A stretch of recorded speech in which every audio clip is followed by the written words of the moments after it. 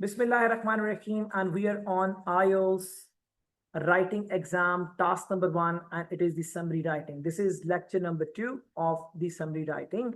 So IELTS writing exam task number 1, summary writing. What we are required, हमें कितने paragraphs में answer करना? We need to answer in 4 paragraphs. हमें कितने paragraphs में आंसर करने? 4 पैराग्राफ्स में. And previous lectures, steps involved in summary writing को YouTube से access कर सकते हैं. Number 2, how to write effective introduction of a summary exam question, वो भी आप YouTube से access कर सकते हैं. Even Google से भी access हो जाएगा, लेकिन मैं रिवाइज कर रहा हूँ आप लोगों के लिए. So हमें summary writing में जो IELTS writing exam task number 1 है, जिसमें हमें एक पिक्चर पर 150 वर्ड्स लिखने हैं मिनिमम ऑन अ पिक्चर. इस क्वेश्चन को हमने आंसर करना है 4 पैराग्राफ्स में. दी पैराग्राफ नंबर 1 जो हम पहले डिस्कस कर चुके और उसको प्रैक्टिस कर चुके, it is known as introduction writing. It is known as introduction writing. Introduction writing. पहले वाला पैराग्राफ क्या कहलाएगा? इंट्रोडक्शन राइटिंग या इंट्रोडक्शन. तो one means the same. Second paragraph summary writing के आंसर का कहलाता है ओवरव्यू. ओवरव्यू क्या था मैंने समझाया था, मैं रिवाइज कर देता हूं. ओवरव्यू सेम एज कंक्लूजन, बिल्कुल ऐसा ही होता है जैसे कि कंक्लूजन. उसकी रीजन ये है कि आपकी जो समरी है, it is normally written for executives.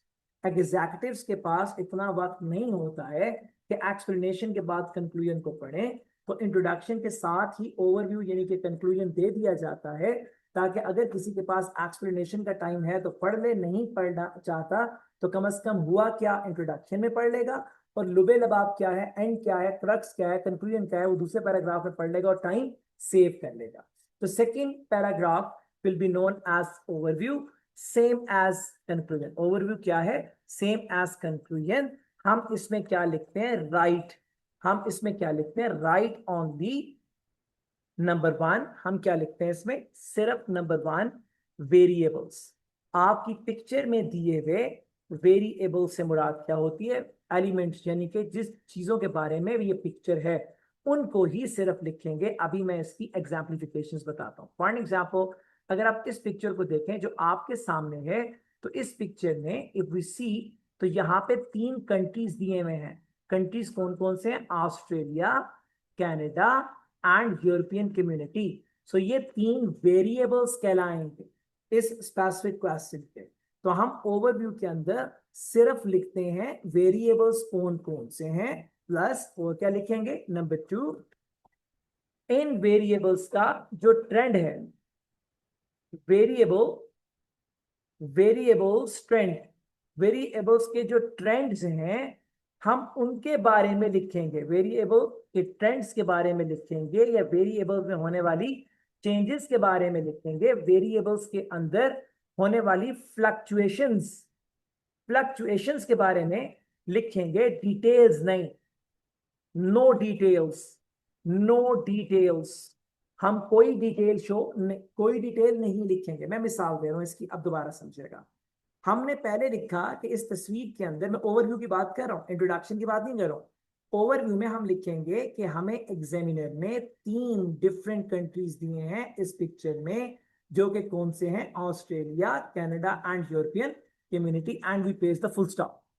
अब इस पिक्चर किस बारे में है? Picture is about the wheat exports from 1985 to 1990. It is in million tons. ये हम इंट्रोडक्शन में लिख चुके होंगे. हम ऑलरेडी इसको इंट्रोडक्शन में लिख चुके हुए हैं.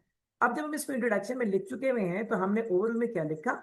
सेंटेंस नंबर 1 में हमने लिखा दैट हमें पिक्चर में कितने वेरिएबल्स दिए हुए हैं? Australia, Canada and European community. Number 1. हम पहले सेंटेंस को खत्म करते हैं. अब हम लिख रहे हैं सेंटेंस नंबर 2, और मैंने बोला है कि हम सिर्फ ट्रेंड्स का जिक्र करते हैं. वेरिएबल्स में जो तब्दीलियां हुई हैं उनका जिक्र करते हैं. मिसाल के तौर पे हम कहते हैं कि ऑस्ट्रेलिया में व्हीट एक्सपोर्ट लगातार नीचे को गई 5 सालों में.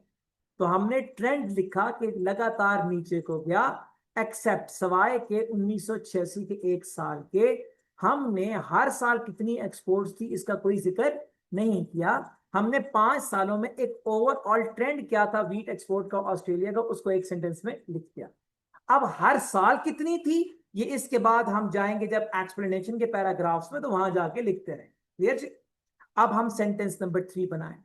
इस सेंटेंस नंबर 3 में we will talk about the European community wheat exports. हम कहेंगे कि यूरोपियन कम्युनिटी में वीट एक्सपोर्ट लगातार ऊपर को गई, लगातार ऊपर को गई इन 5 सालों में, फ्रॉम 1985 टू 1990। क्लियर जी?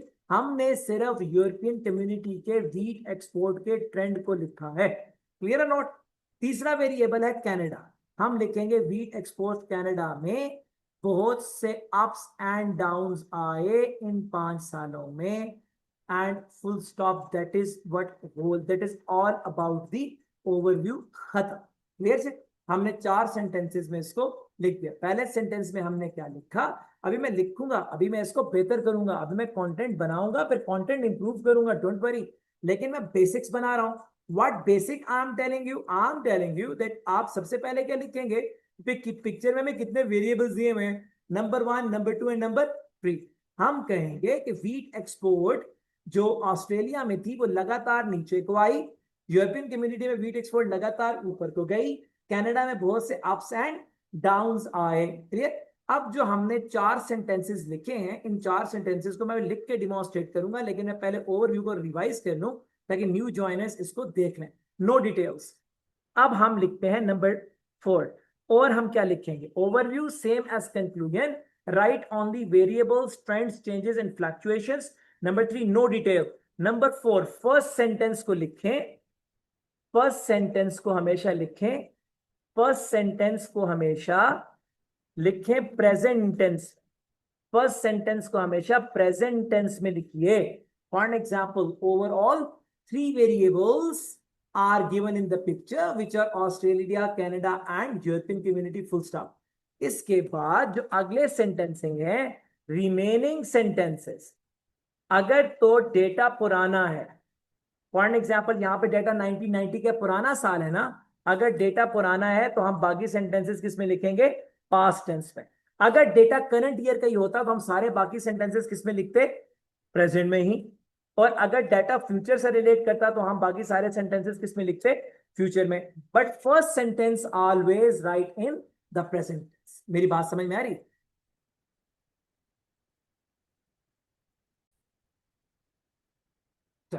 अब हमने क्या सीखा, first sentence in the present tense, remaining sentences data पुराना है तो पास्ट टेंस, डेटा नया है तो प्रेजेंट टेंस, डेटा फ्यूचर का है तो future tense. Is it clear?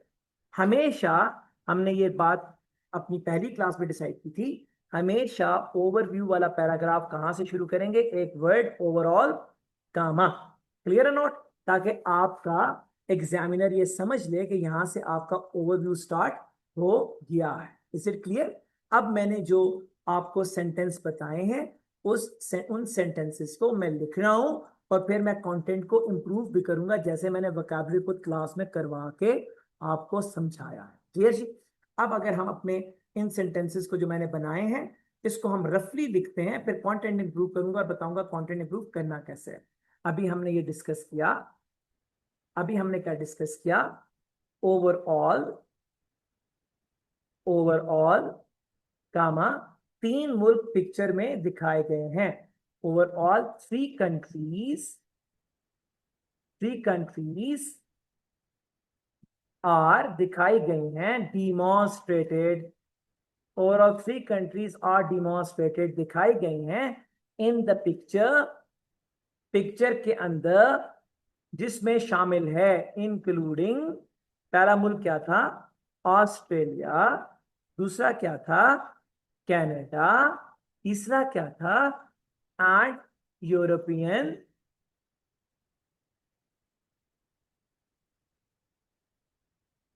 Community. So overall 3 मुल्क दिखाए गए हैं। नंबर 1 हमने लिखा Australia, Canada and European community, full stop. And it is in the present tense. हमेशा ओवरव्यू में जब तक bar chart, line charts, pie charts, tables चलते रहेंगे यही रहेगा। अगर प्रोसेस डायग्राम, मैप आएगा तो आगे जाके मैं कराऊंगा कि उनका पहला सेंटेंस कैसे थोड़ा सा हल्का सा चेंज होगा। इज इट क्लियर जी? अब हमने कहा था कि जो वीट एक्सपोर्ट है, wheat export to wheat export to Australia decreased, कम हुई, डिक्रीज्ड कॉन्टिन्यूअसली। मैं कह रहा हूं मैं कंटेंट इंप्रूव करूंगा, कंटिन्यूअसली,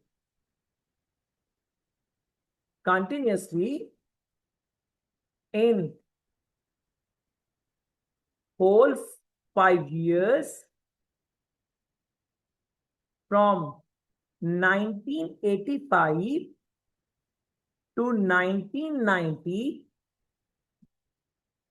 except सवाए के 1986 फुल स्टॉप।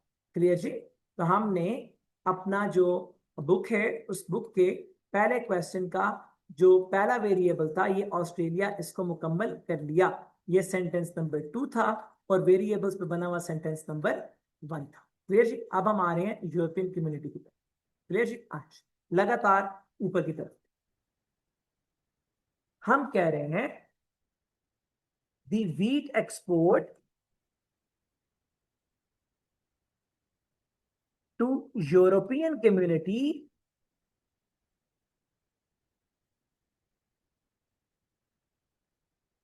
increased continuously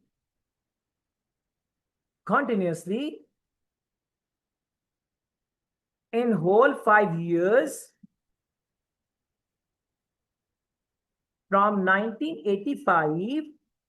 मैं भी कंटेंट इंप्रूव करूंगा, multiple times I have repeated this answer is a third class answer, one बड़ी कैन दे, बट क्योंकि हम बेसिक्स को बना रहे हैं तो इसको अभी इंप्रूव करूंगा ताकि अप्रोप्रिएट आंसर बने जब मैं एग्जाम में करना है। This answer that I am writing, ये वो बंदा लिखता है जिसका ना कोई उस्ताद होता है और ना उसको कोई इल्म होता है।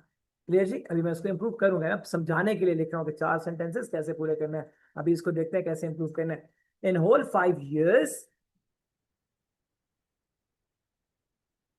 from 1985 to 1990 except 1986, क्योंकि 1986 में वो थोड़ा सा हल्का सा, if you see this one, तो हल्का सा नीचे गया था। क्लियर जी? अब हम आखिरी सेंटेंस पे आते हैं। आखिरी सेंटेंस में हमने क्या लिखा था? Wheat export to Canada had many ups and downs from 1985 to 1990 full stop. ये है वो ओवरव्यू जिसमें हमने 3 डिफरेंट वेरिएबल्स का ट्रेंड एक इंतहाई सादा तरीके से समझने की कोशिश की है। अब हम इसको अपग्रेड करते हैं। मिसाल के तौर पे देखिए, तो यहाँ पे कॉन्टिन्यूअसली, फिर कॉन्टिन्यूअसली, रिपीटिशन से नंबर्स कम होंगे, बिकॉज हम लोगों ने अपने पहले लेक्चर में इस बात पर इत्तेफाक किया है कि एक मार्किंग क्राइटेरिया राइटिंग एग्जाम में वोकैबुलरी भी है। हम जितना ज्यादा वर्ड रिपीट करेंगे उतने कम नंबर आएंगे, because this will show examiner कि हमें इसके अलावा कोई और वर्ड आता ही नहीं। इसीलिए मैंने जब वोकैबुलरी करवाई तो मैंने लगातार के वर्ड के लिए, लगातार के वर्ड के लिए कितने वर्ड्स कराए थे? Continuously, persistently, gradually, consistently. Clear है नोट? इसका मतलब है कि एक बार कंटिन्यूअस आ जाए, एक बार परसिस्टेंट आ जाए अगर, तो रिपीटिशन नहीं होगी। Clear note? रिपीटिशन नहीं होगी और नंबर बढ़ जाएंगे। फिर यहां पे देखें, बार बार 1985, 1985, 1990, same exception. So there are many ordinary things here. अब हम इसको कैसे इंप्रूव करें? हम सेंटेंस नंबर 1 को तो एज सच ही रिप्रोड्यूस करते हैं, जिसको हम कहते हैं ये वाला सेंटेंस, इसको हम एज सच रिप्रोड्यूस करते हैं। ये लाड भी आज हो रहा है, ये लाड आज हो रहा है, ये लाड इंशाल्लाह अगले क्वेश्चन में नहीं होगा। मैं डायरेक्ट ही इंप्रूव कंटेंट लिखूंगा। ये पहले क्वेश्चन में लाड हो रहा है ना, आज इसके बाद होगा इंशाल्लाह, और ना कल होगा। क्लियर? ये सिर्फ पहले क्वेश्चन में ओवरव्यू को समझाने के लिए लाड हो रहा है। आगे से जो दूसरा सेंटेंस है, wheat export to Australia decrease continuously in the whole 5 year except 1986। और ये जो सेंटेंस आपने आगे लिखा है, यूरोपियन कम्युनिटी में लगातार इंक्रीज हुआ in the whole 5 years from 1985 to 1990 except 1986। यहां पे देखें ये भी रिपीट हो रहा है, ये वही बात है जो यहां पे भी रिपीट हो रही है, एक्सेप्ट फॉर 1986। बोलो यस एंड नो, सेम चीजें रिपीट हो रही हैं। इसका मतलब है कि अगर मैं इन दो सेंटेंसेस को कंबाइन कर दूं, सेंटेंस नंबर 2 और सेंटेंस नंबर 3 को, अगर मैं सेंटेंस नंबर 2 और सेंटेंस नंबर 3 को कंबाइन कर दूं और इनके दरमियान में कंपाउंड करते हुए वाइल का ब्रिज लगा दूं, तो शायद मैं रिपीटिशंस को भी अवॉइड कर लूंगा, और एग्जामिनर पे इंपैक्ट भी बहुत अच्छा पड़ेगा। मिसाल के तौर पे मैं इसको इस तरह से लिख रहा हूं, अब देखिएगा जरा,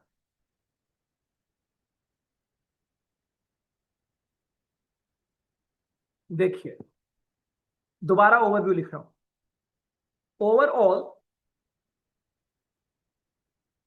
3 countries are demonstrated in the picture, including Australia, Canada, and European community with their जुदा या unique, with their distinct export trends, full stop। पहले अच्छा लग रहा था या अब अच्छा लग रहा है? पहले वाला सेंटेंस अच्छा था या अब अच्छा है? Overall 3 countries are demonstrated in the picture including Australia, Canada and European community, full stop. अब आपने क्या लिखा है? Overall 3 countries are demonstrated in the picture including Australia, Canada and European community with their unique यानी कि distinct export trends. कौन सा अच्छा लग रहा है? पहले वाला सेंटेंस, ऊपर वाला पीला या नीचे वाला? It is third one, second one is beautiful. Okay, तो इसका मतलब है जब भी हम नेक्स्ट टाइम किसी ग्राफ या लाइन चार्ट के क्वेश्चन को सॉल्व करेंगे तो हम क्या लिखेंगे? विद देयर डिस्टिंक्ट एक्सपोर्ट है तो एक्सपोर्ट ट्रेंड, कंजम्पशन है तो कंजम्पशन ट्रेंड, गेम है तो प्लेइंग ट्रेंड्स। क्लियर और नोट? हाँ, आगे से अब मैं अगले दोनों सेंटेंसेस को कंबाइन कर रहा हूं, किसको? ऑस्ट्रेलिया और thank you European community. Wheat export to Australia decreased continuously in the whole 5 years from 1995 to 1990 except 1986. The export figure क्यों इंट्रोडक्शन में लिख चुके हुए हैं ना आपके? व्हीट एक्सपोर्ट है, इंट्रोडक्शन में आपने लिखा है ना, द पिक्चर लिखा है ना आपने, the line chart illustrates the comparative analysis of wheat exports। ऊपर इंट्रोडक्शन में व्हीट एक्सपोर्ट हो चुका है ना, अब कितनी बार व्हीट का रोना रोएंगे? क्लियर? तो नीचे आप लिख देंगे हम क्या? The export figure to Australia, क्या लिखा हुआ है यहां पे हमने ऊपर? डिक्रीज्ड, डिक्लाइंड नीचे गिरी, लगातार परसिस्टेंटली, कंटिन्यूअस को किसमें कन्वर्ट कर दिया? persistent, declined persistently,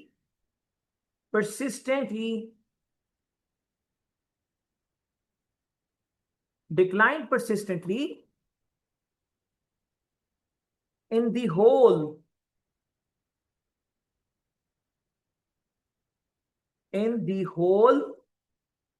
5 years from 1985 to 1990 except for 1986 while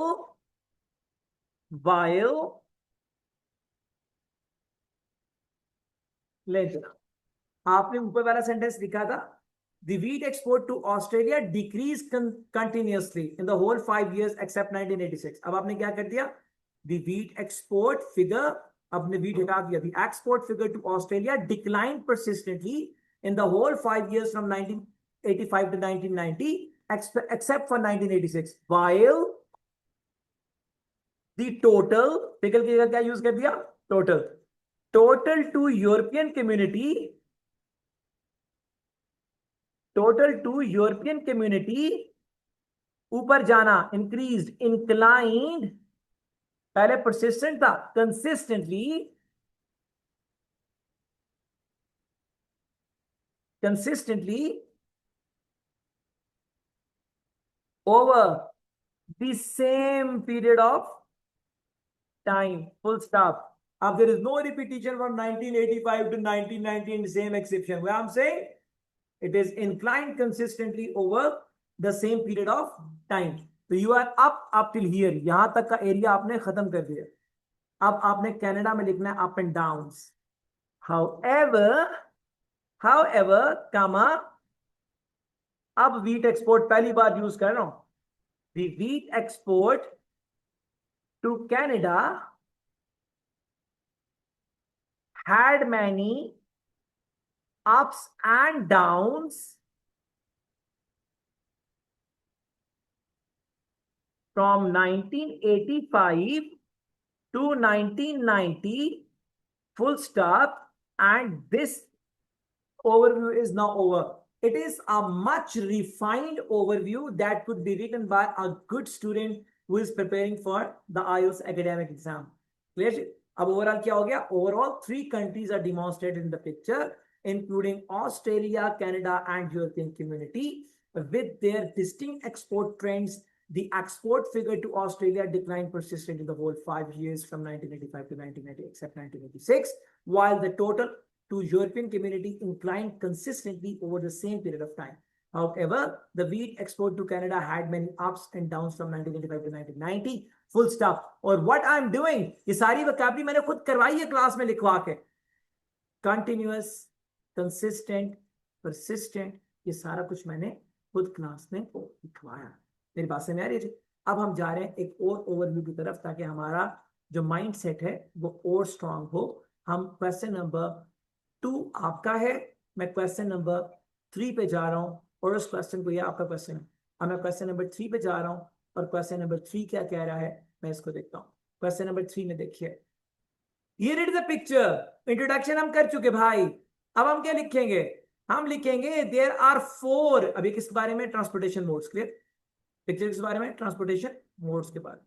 हम पहले सेंटेंस में कहेंगे ओवरव्यू में, overall 4 modes of transportation are demonstrated in the picture. वही सारा मॉडल फॉलो करूंगा, including this one, this one, this one and this.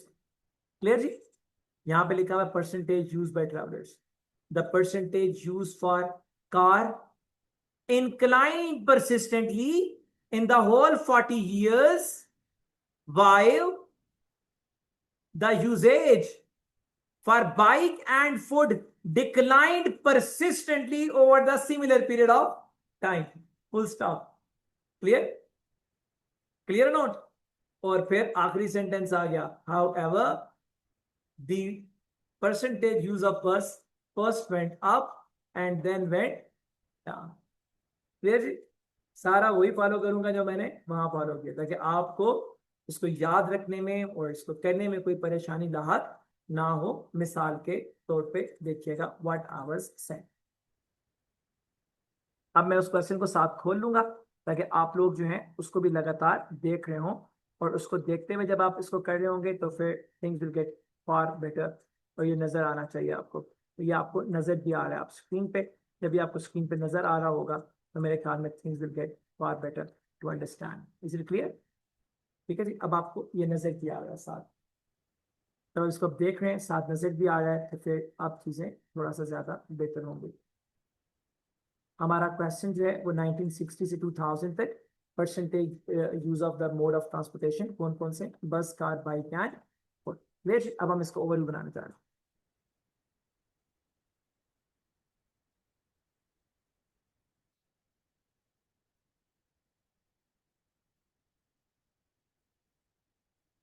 चलिए जी.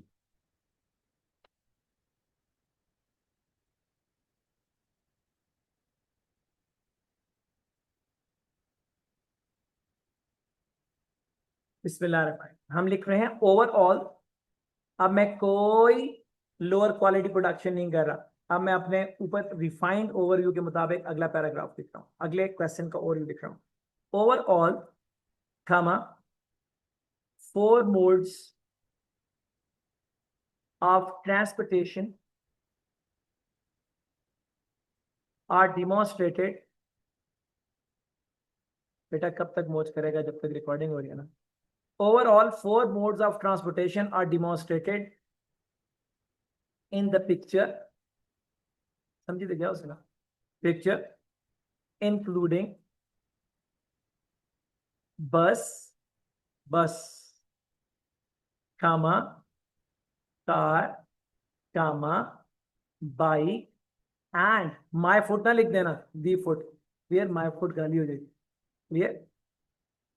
So overall, 4 modes of transportation are demonstrated in the picture, including bus, car, bike and foot।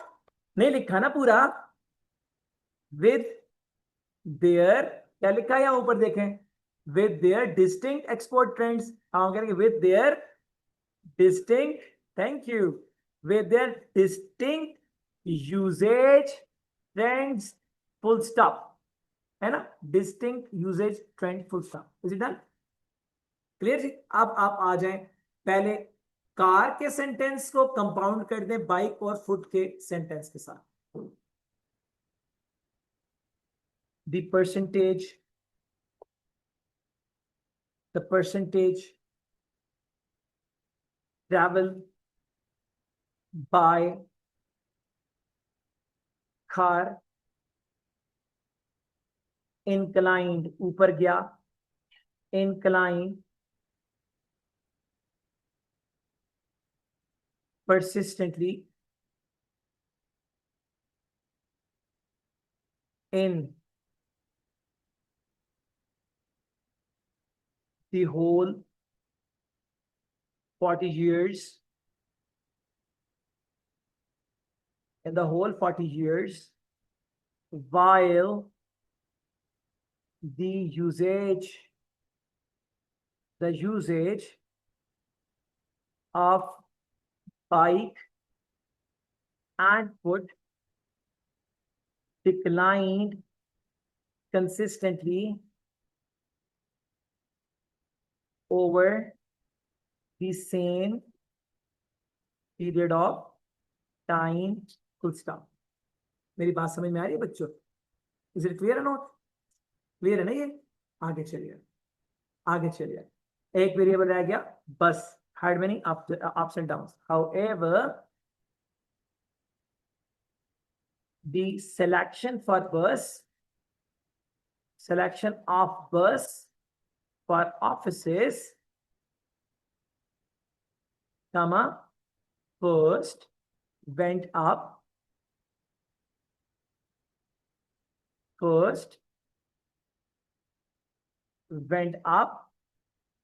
and then dropped from 1980 to 2000, and that's all. Clear? And we have completed another overview. What we need to do is, first sentence, overall this and this variable is demonstrated in the picture. Clear? Overall 4 variables are demonstrated in the picture, including this one, this one, this one, with their unique, with their distinct usage trend, export trend, whatsoever the subject is, full stop। फिर आप पहले variable को explain करें उसके trend के साथ, while का bridge लगा के कंपाउंड करें और साथ ऐड करें उसमें दूसरा वेरिएबल उसके ट्रेंड के साथ। Clear? And then full stop. However, आखिरी वेरिएबल अब ये है तब जब 3 वेरिएबल्स हो, 4 वेरिएबल्स हो जाएं तो जिन 2 के अभी देखें ना, यहाँ पे अगर आप गौर करते तो यहाँ पे आपका जो वो है 2 ट्रेंड्स थे, बाइक का और फुट का एक जैसे थे, मुझे नया सेंटेंस बनाने की जरूरत नहीं पड़ी है। लेकिन अगर ये डिफरेंट होते तो मैं वाइल के साथ इन दोनों को अटैच कर देता, इसका अलग सेंटेंस बना देता, इसका अलग सेंटेंस बना देता, एक सेंटेंस बढ़ जाता, कोई फर्क नहीं पड़ता। आगे जाके देखूंगा कोई ऐसा क्वेश्चन जिसमें 4-5 अलग से दियो तो वो भी कर लो, that is not a problem. तो आई होप दैट आपको ओवरव्यू लिखने को अब कोई थोड़ा सा समझ आना शुरू हो गया होगा।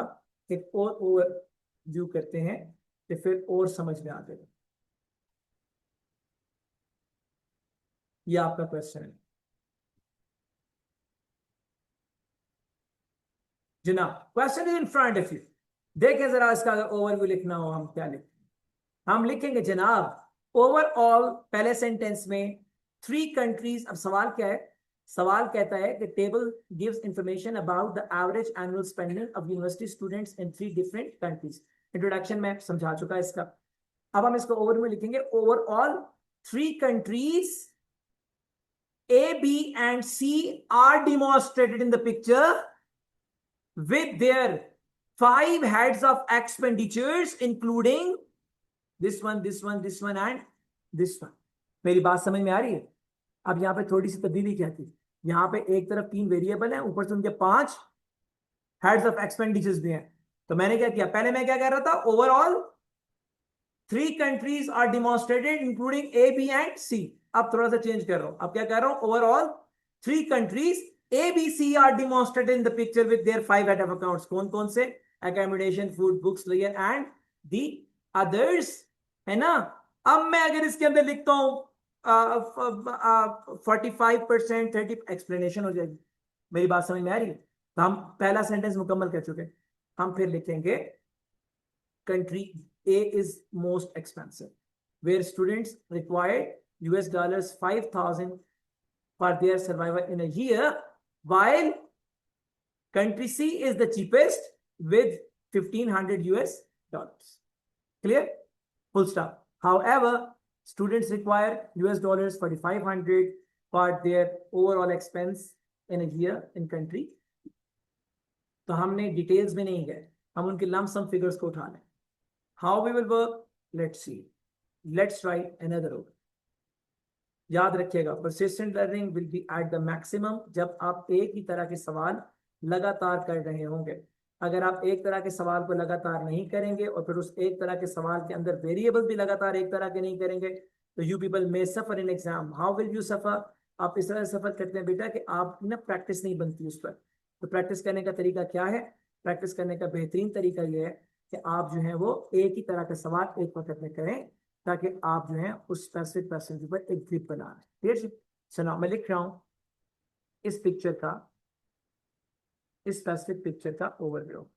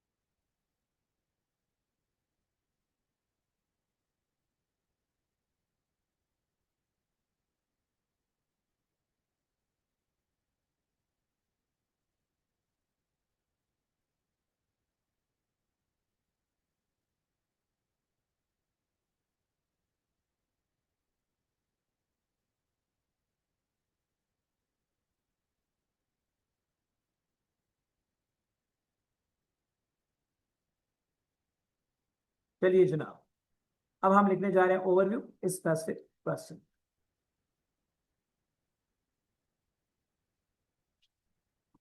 ओवरऑल कमा 3 countries, 3 countries A, B and C are demonstrated in the picture with their 5 heads of expenditures, including accommodation,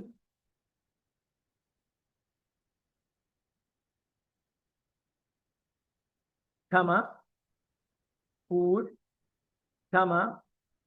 books, layer and the others, full stop. Clear? So हमने पहला सेंटेंस मुकम्मल कर दिया। पहला सेंटेंस थोड़ा लंबा हो गया, क्यों? बिकॉज अब 3 कंट्रीज और 5 हेड ऑफ अकाउंट्स में है। Is it fine? चलिए आगे, and others, full stop. Country A is the most expensive state. अब मैं यहाँ पे ये भी लिख सकता था, country A is the most expensive country, and that would have been the biggest blunder.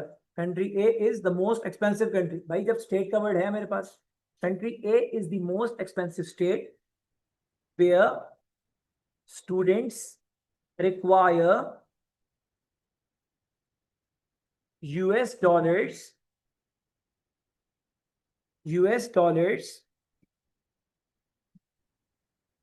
$5,000 for their annual expense,